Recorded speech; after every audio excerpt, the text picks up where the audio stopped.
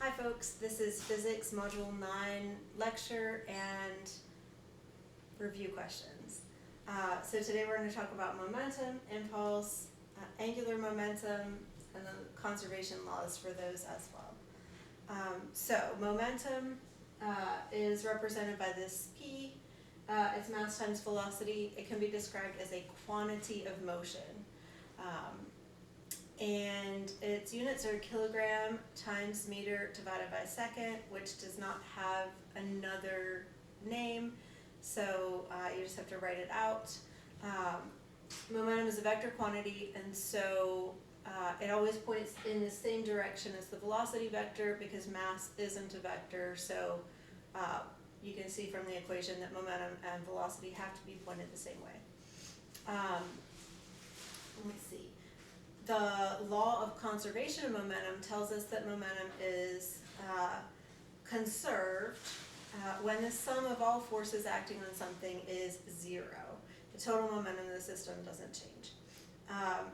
What this means is that you can't have something like friction or air resistance having an impact or acting as an outside force.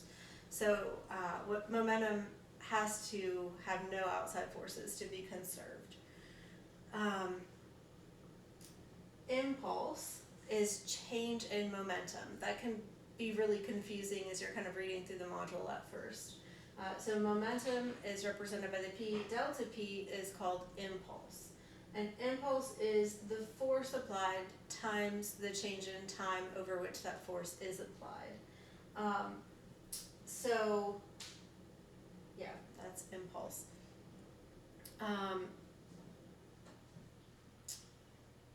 Something like a sports swing, like a bat or a golf club swing, where you have to have a follow through to really be effective as an athlete, is explained by impulse. Right, the longer the time that you keep your bat or your golf club connected to the ball, applying that force, the bigger the impulse, and so the more effective the swing, for example. Same units as momentum, the kilogram meter times the second. This tells us that for momentum to change, a force has to be applied. And also we have angular velocity. So the angular velocity is the rate at which the angle of an object changes during rotational motion. We also have angular momentum represented by L. It's mass times velocity times the radius of motion. Units of kilogram meter squared per second. Angular momentum is a vector quantity. We're not going to deal with that this year. We can do that in college. Angular momentum also has a law of conservation. So the law of conservation of angular momentum says that the sum of the torques on a system is zero. The angular momentum does not change. This is useful for something like a spinning disc or a seesaw. When you're in college, you'll use a lot of angular momentum in physics and engineering, but you'll be dealing in radians, and so it will be slightly different, but the concepts are the same, and this will really help you to understand it. Module 9 involves an egg drop competition. I won't tell you what your materials will be beforehand. And you'll have to build a structure and a time limit and keep an egg from breaking. Here are the assumptions behind something like an egg drop. So we're going to assume that every egg has the same mass. That may be a source of error, and hopefully the same shell strength. Again, those are two things that we can't control for perfectly. Because we're dropping the eggs each from the same height, and because the egg cushioner that you build is not allowed to have a parachuting effect, you should have every egg hitting the ground if we drop from the same height with the same velocity, right? If they start from a zero velocity, and they fall the same distance, every egg should hit the ground with the same velocity, since your container's not allowed to parachute your egg, only to cushion it, right? So our assumption here is that if their mass and their velocity are the same, every egg will have the same momentum when it gets to the ground. What that tells us is every egg will have the same change in momentum when it hits the ground and comes to a stop, right? So change in momentum, it would have a certain momentum when it hits the ground, it will come to a stop, and its momentum then will be zero. So it'll have the same impulse that it experiences. So we can decrease the amount of force each egg experiences by increasing the time over which it stops. Now you can't prevent your egg from having the given impulse that it has to experience to come to a stop, but you can decrease the force enough that the shell won't break by increasing the stopping time, right? So instead of your egg hitting the ground and stopping instantly, you want to build something that will cushion your egg, so when it hits the ground, it will cushion and extend the stopping time to decrease the force. Because you can see that if we have a constant impulse, then force and change in time are going to be inversely related. Increasing the change in time will decrease the force the egg experiences. There's really nothing much to talk about in Module 9 lecture-wise, so let's do review questions, see if I've forgotten anything. Number 1 says, an object's velocity vector points 45 degrees northeast. What is the direction of its momentum vector?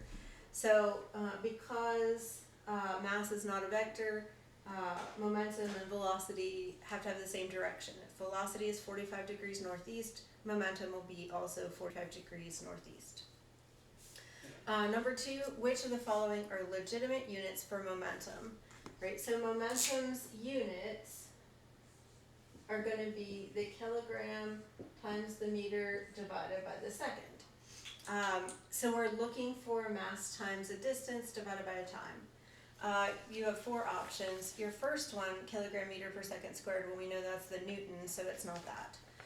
The second one is a gram kilometer divided by minute. So that gives us all 3 of the requirements. So the second one is the gram kilometer per minute is a legitimate momentum unit. The third one is the foot slug. A slug is a mass unit, just like the kilogram, divided by hour. So foot slug over hour has all 3 of those and is a legitimate force unit. And then the fourth, the gram meter per second squared, you can't have that second squared in the denominator, so the fourth one is not correct. So just the second and the third are correct. Number 3, under what conditions can a compact car have the same momentum as a larger, heavier car?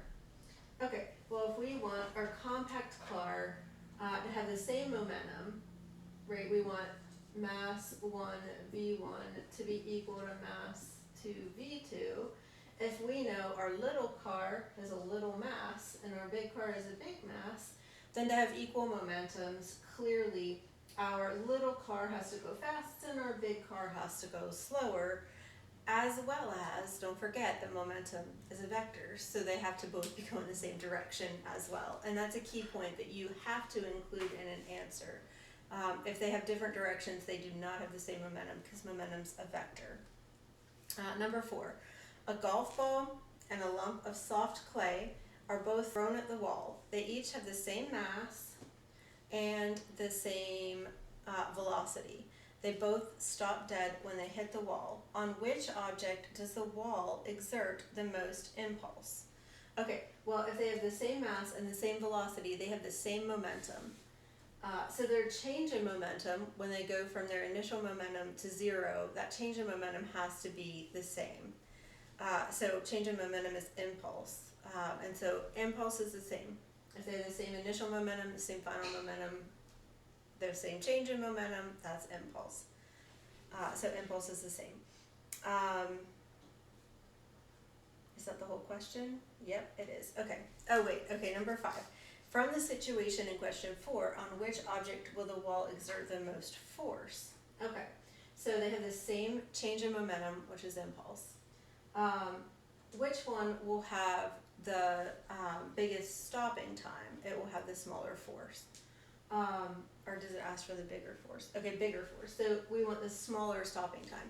So when a golf ball hits the wall, bang, it will just stop. But the clay lump will stop over a bigger time because it's going to give, and it will take time for that mushing, giving that the clay would have. So the stopping time for the golf ball, bang, it will be quick. So small time, big force. For the clay, big stopping time, so smaller force.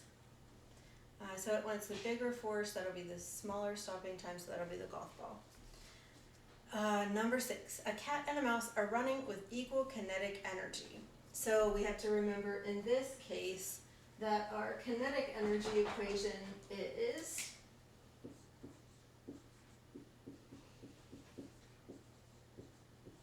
so we have kind of the same players as the momentum equation, right? Momentum is mass times velocity, kinetic energy, mass times velocity squared times 1/2. Okay, let's see. Cat and a mouse are running with equal kinetic energy. Do they necessarily have the same momentum? Why or why not? So no, they don't necessarily have the same momentum, right? Because if they have a velocity that is, the square of the velocity is going to change it. You could probably find, let's see, if velocity is, well, if it's 0, they would have the same. If velocity is 1, they still wouldn't be the same because of the 1/2. What about 2? Yeah, if velocity is 2, I think they'd be the same, right? Because you'd have the same mass times 2, and then here 2 squared is 4 divided by 2 is 2. So I think that's probably the only situation where you would have the same, is if they were going the same direction and their velocity was 2. Yeah, but generally they would not because of the squared and the 1/2.